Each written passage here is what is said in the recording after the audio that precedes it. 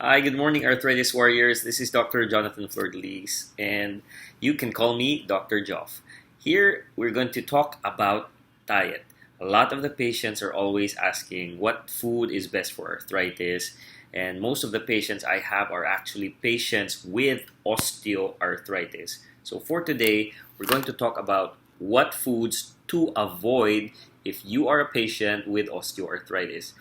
Firstly, we have to understand I did a 7-day challenge on sugar because number one food to avoid is actually those that have a lot of sugar content. There are complex sugars, there are simple sugars, and what we want to know is that different types of sugars are present in a lot of foods. These contribute to weight gain, so we're going to go bigger, and you know that with more weight, on your knees or on your hips, you have more pain. Sugar can trigger also the release of inflammatory cells and inflammation throughout the joints. They are foods like a lot of cakes, pastries, cookies, chocolates. These are simple sugars, really bad for the body. Those are highly refined, like the white bread can have the same effect. So you want to minimize, if possible, the amount of sugar you are taking in because in general we Filipinos like to eat a lot of rice, and that's already sugar, that already is glucose. So I want you to join the 7-day challenge that we did. Join the Facebook group if you're interested in the 7-day challenge. We just finished it last week. Now, what else should we avoid?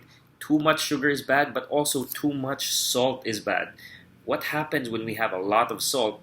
And is that salt attracts water, and when it attracts water, it actually aggravates osteoarthritis. Joint swelling happens, and this is also not just bad for hypertensives because salt increases hypertension. It's also bad for your osteoarthritis of the joints. So consuming too much salt in the food, I know I myself am guilty of putting a lot of salt. I love salty foods, but I also want you, if you have osteoarthritis, to kick back a little on your salt.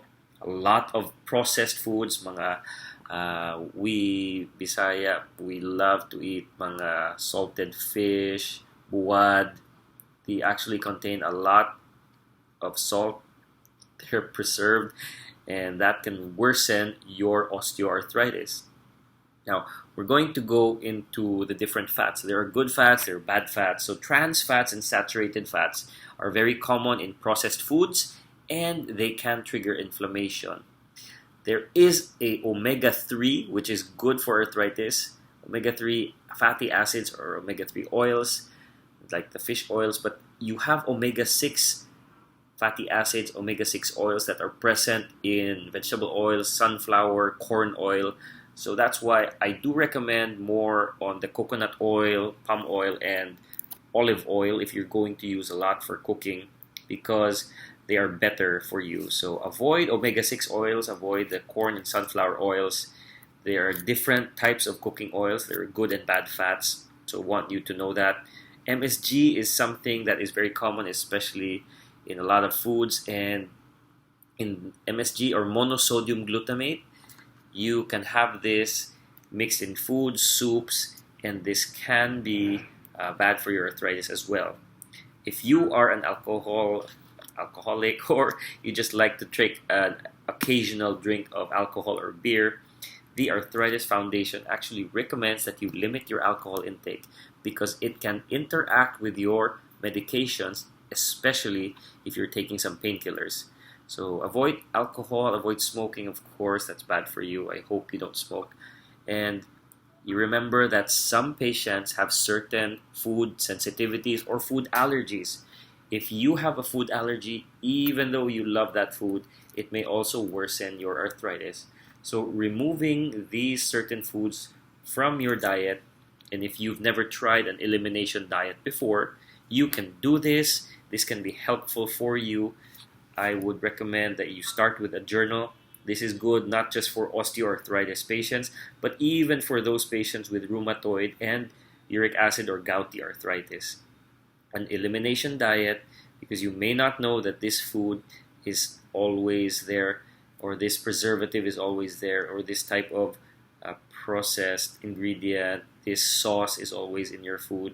If you can slowly minus the processed foods, next you minus a little bit of the sugar, the salt, a little bit of the what do you call this? Just a little bit. You don't need to remove all of it because wala na lami ang pagkaon. So you want to have food that still tastes good. So just cut back a little on the salt.